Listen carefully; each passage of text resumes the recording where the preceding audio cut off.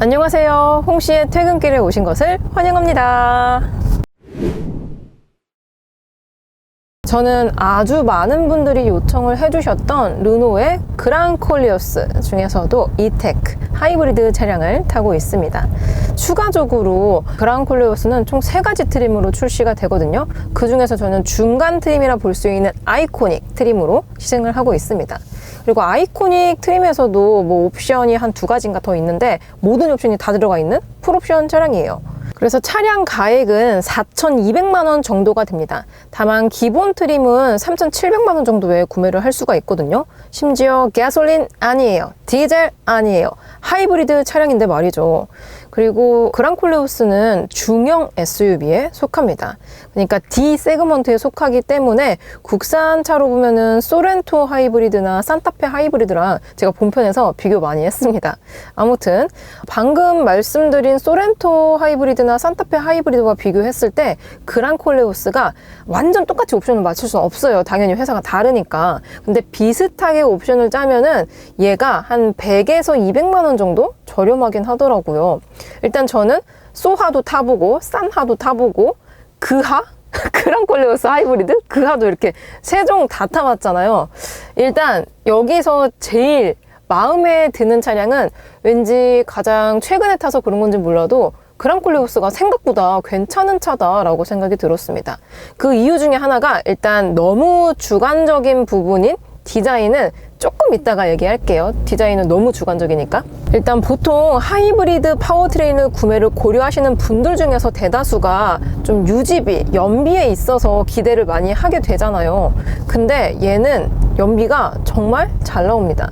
제가 이틀 동안 데일리카로 타고 다녔고 현재 160km 정도 주행을 했는데 막히는 도로 7, 안 막히는 도로 3, 7대3 요 정도로 다녔습니다. 그리고 저는 연비 주행을 조금 잘하는 사람이에요. 그랬을 때 트립 컴퓨터상 연비가 16.5km가 나오고 있습니다. 참고로 제가 시승 중인 이 차량은 10,000km 이상 탔거든요. 그러니까 어떻게 보면 길들이기가 옛날에 진지게 끝난 차량인 거죠.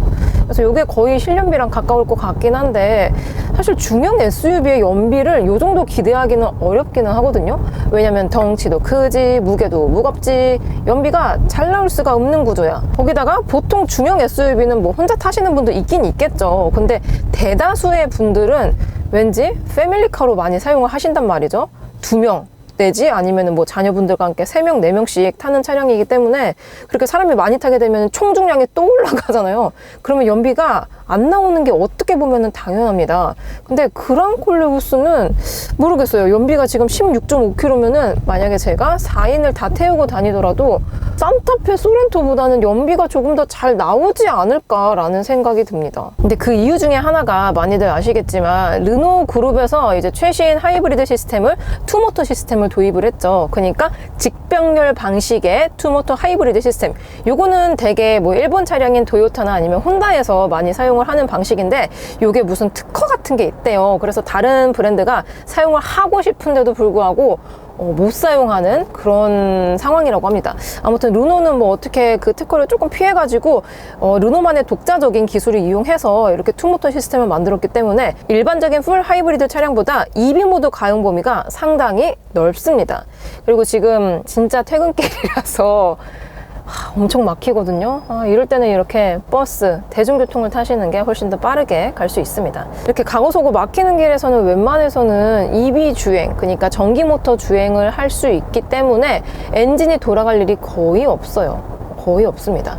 그러다 보니 연비가 정말 잘 나오고 있어요. 그리고 일반적인 풀 하이브리드는 고속으로 쭉 주행하면 연비가 안 나오거든요. 왜냐면 엔진으로 주행을 하니까 전기 모터로 주행을 해야지 연비가 잘 나오는데 엔진을 써. 그러면 어떻게 연비가 떨어지지. 그래서 고속 주행 위주로 하시는 분들은 사실 하이브리드에서 연비를 기대하기가 조금 어렵긴 하거든요.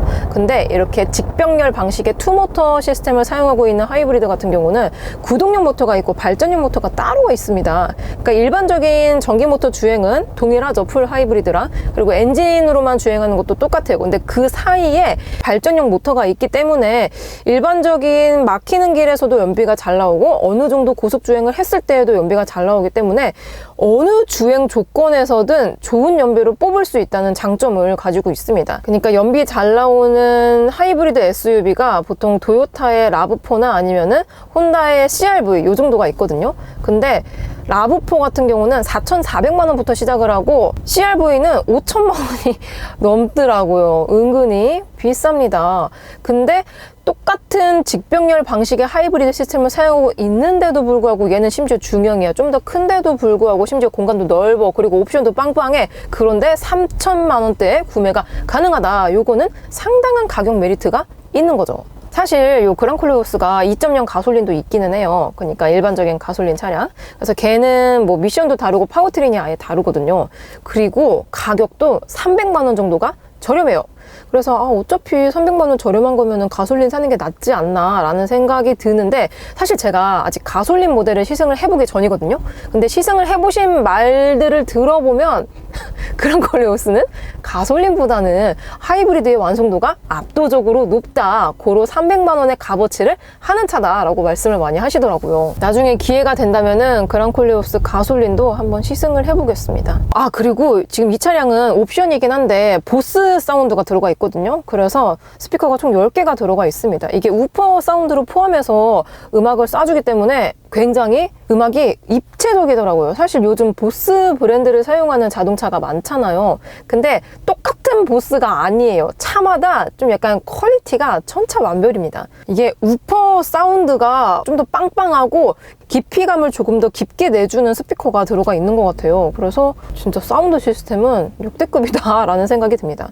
근데 제가 처음에 이 그랑콜레오스 시승차를 받고, 보통 저는 진짜 매주 맨날 다른 차를 타고 지금 이거를 거의 6년 넘게 하고 있다 보니까 어떤 차를 타던 간에 한 5분만 타면 다 익숙해지거든요. 그리고 매뉴얼 처음 보더라도 싹싹싹싹 해가지고 알아서 다 이렇게 쓰는데, 세상에 이 그랑콜레오스는 인터페이스 시스템이 너무 독특해요. 그래서 저는 처음에 오토월드도 못 찾았거든요. 그래서 아니 이게 분명히 EPB 전자식 파킹 브레이크 시스템이 들어가 있는데 오토월드 버튼이 없는 거예요. 그래서 아니 세상에 이런 일이 어딨나, 이거 없나 해가지고 막 찾아봤는데, 여기 디스플레이를 이렇게 스크롤을 하니까 뭔가 핸드폰처럼 굉장히 많은 기능이 들어가 있습니다. 여기서 오토홀드, 뭐 ESC, 뭐 이런 것들을 할 수가 있더라고요. 그리고 그 외에도 제스처 가이드, 이게 한 손가락으로 좌를 스크롤하든 우를 스크롤하든 기능이 다 다르고, 2가지 손가락도 있고 3가지 손가락도 있고 5가지 손가락도 있어요. 그래서 만약에 그랑콜레오스를 진짜 내가 이 차를 구매를 하려고 한다 하시는 분들은 그 매뉴얼 있잖아요, 설명서 꼼꼼히 읽어보셔야지 이 차를 100% 활용을 하실 수 있을 것 같습니다. 맨날 진짜 6년 동안 맨날 다른 차를 타는 사람도 버벅거릴 정도면은 일반 분들은 살면서 차를 10대 이상 타보기가 어려울 수가 있거든요. 뭐 보통 이 자동차 업계에 종사하지 않는 이상. 그래서 만약에 구매를 고려를 하신다면은 이 매뉴얼 설명서 꼭 정독을 하셔야 될 것 같습니다. 그리고 그 외에도 지금 앰비언트 라이트가 굉장히 고급지게 나오고 있는데요. 앰비언트 라이트가 기능이 또 있습니다. 동적 모드라고 해가지고 지금은 그냥 틀어놨는데 동적 모드 해볼게요. 잘 보이게 노란색으로. 이렇게 밝아졌다, 어두워졌다, 밝아졌다, 어두워졌다, 이런 식으로 약간 무드 조명 이런 것들도 있습니다. 그리고 주행 모드에 따라서도 다르게 반응을 해주고 있고요. 그리고 5G 시스템을 사용하고 있기 때문에 자체적으로 인터넷을 사용을 할 수가 있습니다. 그리고 기본 내비가 T맵이에요. 세상에. 요즘 뭐 신차들이 T맵을 기본적으로 넣는 브랜드가 점점 증가하고 있긴 한데, 아무튼 이렇게 T맵이 들어가 있어서 폰 프로젝션을 따로 연결을 안 해도 돼서 너무 편리합니다. 그 외에도 누구 오토라든지 아니면 플로, 웨일 이런 것들도 기본적으로 다 들어가 있어요. 음성인식으로 무엇을 물어보도록 해볼까요? 오늘 세차해도 되는 뭐지? 물어볼까요? 오늘 세차해도 돼? 오늘 구로이동 지역 세차 지수는 40으로 세차 효과가 길지 않을 것 같아요. 다음으로 미루는 게 어떨까요? 와우, 비가 올 확률이 높기 때문에 급하지 않으면 다음으로 세차를 하라고 합니다. 세차 지수가 40이래요. 되게 기특하네요. 이런 것까지 알려주고. 일단 5G 시스템에 기본적인 T맵이 들어가 있으니까 아리아 하면은 바로 이런 식으로 잘 못 들었어요. 미안. 아무튼 음성 인식률은 굉장히 뛰어나다라는 생각이 듭니다. 그리고 제가 조수석을 타보진 않았지만 여기 지금 이게 디스플레이 화면으로 보일진 모르겠는데 조수석 쪽에도 화면이 있거든요. 그리고 이 중앙부의 화면이랑 조금 다릅니다. 이런 식으로 유튜브를 시청을 할 수가 있더라고요. 그리고 네이버도 들어갈 수 있고 그럼 뉴스도 볼 수 있겠죠. 이야... 사실 뭐 조수석에 앉으면 할 거 없잖아요. 보통 DJ 담당이잖아요. 노래 담당. 근데 여기서 노래는 물론이고 공조 시스템도 조절을 할 수가 있고 주행에 관한 게 아니라면 웬만한 거는 조수석 디스플레이에서도 충분히 조절이 가능하기 때문에 뭔가 심심할 겨를이 없는 차량인 것 같아요. 아, 그리고 지금 제가 시승 중인 차량의 외장 컬러가 미네랄 코퍼입니다. 총 5가지 중에 하나를 고를 수가 있는데 제가 타고 있는 차량이 가장 튀는 컬러예요. 그러니까 나쁘진 않거든요. 근데 쉽게 선택을 하기에는 많은 용기가 따르는 컬러인 것 같습니다. 저는 개인적으로 그랑콜레오스는 그 그레이 컬러 있거든요. 그 컬러가 얘랑 진짜 잘 어울리더라고요. 그거 아니면은 뭐 아주 무난한 화이트 컬러도 나쁘지 않은 것 같습니다. 그리고 오늘 이렇게 그랑콜레오스를 타고 다니는데 택시로도 그랑콜레오스로 종종 사용을 하시더라고요. 아무래도 공간적인 면에서 여유가 많은 차량이다 보니까 영업용으로 사용을 해도 충분하고 메리트가 좋지 않나 라고 생각이 듭니다. 실제로도 휠 베이스가 산타페 소렌토보다 5mm 정도가 더 길거든요. 근데 사실 5mm가 엄청나게 큰 수치가 아니기는 하지만 어쨌든 간에 휠 베이스가 길면은 실내 공간, 캐빈룸이 더 커질 수밖에 없거든요. 그리고 후륜 구동이 아닌 전륜 구동이다 보니까 더욱더 실내 공간을 극대화를 할 수가 있는 거죠. 그래서 그런지 뒷자리도 엄청 널널한 거예요. 그리고 센터턱도 별로 높지도 않고 거의 없습니다.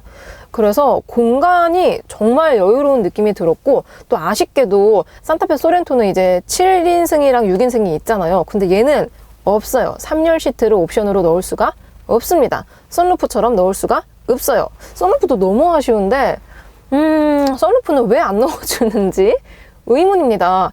사실 썬루프라는 게 엄청난 기술을 요하는 옵션은 아니라고 생각이 들거든요. 차라리 이런 디스플레이 이런 게 좀 더 기술적인 부분에서 어렵지 않을까라는 생각이 드는데 썬루프는 다음 뭐 연식 변경이라든지 아니면 부분 변경 때 넣어주면 어떨까요?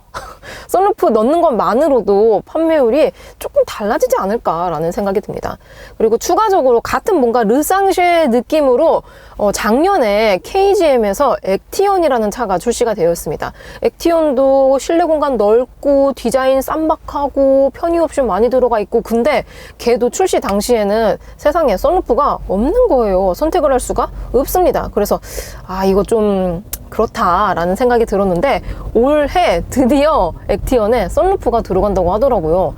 그래서 왠지 모르겠지만 확실하진 않아요. 그랑콜레오스도 한 2년 안에는 썬루프를 달고 나오지 않을까라는 예상이 듭니다. 저는 사실 썬루프가 없는 차를 타본 적이 없거든요. 그래서 처음부터 썬루프가 없는 차를 탔던 분들은 불편함이 없겠지만 저는 항상 썬루프가 있었고 항상 뭔가 개방감이 좋았는데 이렇게 탁 막혀 있으니까 특히 이제 이 루프 같은 경우도 좀 어두운 컬러로 마감이 되어 있거든요. 그래서 그런지 더 답답해요. 그러니까 뭔가 전고가 낮은 집에 살고 있다라는 느낌이 들어서 약간 답답합니다. 그렇다고 뭐 헤드룸이 부족하진 않습니다. 엄청 넓어요. 엄청 넓죠? 엄청 넓어요. 참고로 디지털 키는 이렇게 생겼습니다. 르노에서 처음 선보이는 디지털 키 디자인이거든요. 그전에는 약간 카드 형식으로 들어가 있었습니다. 그래서 비교적 최근에 출시가 됐었던 르노의 아르카나도 이 디자인이 아니었거든요. 근데 얘는 그랑콜레오스부터 신규로 적용이 되나 봅니다. 훨씬 나아진 것 같아요. 그 카드 형식은 뭐랄까 너무 가볍기도 하고 이 부피가 조금 컸거든요. 그래서 뭔가 주머니에 넣기도 애매하고 좀 애매했어요, 사실. 그리고 이게 걸어놓을 때도 좀 마땅치가 않아서 아무튼 별로 제가 선호하지 않은 디자인이었는데 바뀐 게 훨씬 낫습니다. 훨씬 나아요. 고급스러워요. 그래서 제가 본편에서 그랑콜레오스 이테크 하이브리드를 전기차와 가장 가까운 하이브리드 차량이다 라고 말씀을 드렸었는데, 그 이유 중에 하나가 물론 전기 모터 가용 범위도 있겠지만 회생제동이 원페달 드라이빙이 가능합니다. 이게 총 3단계로 조절이 가능하고, 지금 현재 제가 회생제동을 높게 조절했거든요. 조절은 요 기어 레버로 조정이 가능해요. 일반적인 기어 방식은 이렇게 당기면은 뭐 다운시프트가 되든 업시프트가 되든 그건데, 얘는 이게 회생제동 조절이 되는 거예요. 그래서 저는 여태까지는 높음으로 다녔는데, 높음으로 해놓으면은 일반적인 전기차에 들어가는 원페달 드라이빙이 가능하더라고요. 그래서 가고서고 막히는 길에서는 솔직히 말하면은 브레이크를 밟을 일이 거의 없습니다. 거의 없어요. 그래서 오히려 발목 피로도가 덜해서 편하더라고요. 대신 그랑콜레오스 하이브리드는 승차감이 동급보다 상위권에 위치해 있거든요. 근데 1열과 2열, 뒷자리의 승차감이 매우 다릅니다. 왜 이렇게 세팅이 되었는지 모르겠지만 아무래도 긴 휠베이스를 극대화하기 위해서 2열 시트가 뒤축에 조금 더 가깝게 자리 잡고 있거든요.